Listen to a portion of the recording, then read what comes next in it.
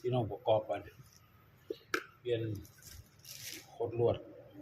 ใหม่แล้วก็เปลี่ยนโคตรลวดเปลี่ยนใหม่สายเปลี่ยนใหม่มันอากสายที่แรกสายมันช็อต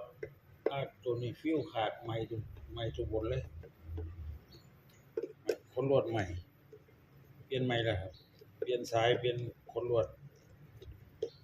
ใหม่กริปเปลี่ยนใหม่แล้วครับกำลังประกอบอยู่แบบประกอบแล้วก็สิร้องมือ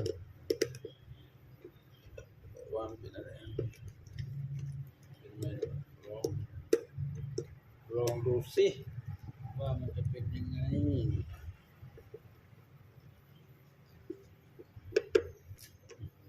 นี่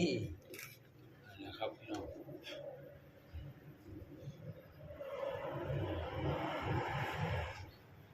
ตัวนี้เลยนะสิเดี๋ยวขันน็อตก่อน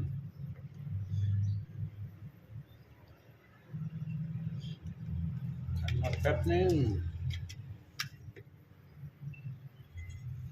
ดีว่าพกตัวนี้มานำพี่น้องฮะพกตัวนี้พกอุปกรณ์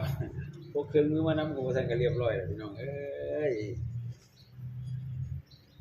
ท่านก็เรียบร้อยแล้วครับดีว่าพกมานำพกเครื่องมือมานำครับไปใช้กับไปนำนี่แหละช่างชีวิตของสร้างไปใช้กับไปนำกันพกม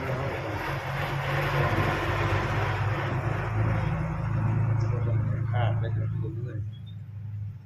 ไปนำเลยมีเครื่องมือไปพ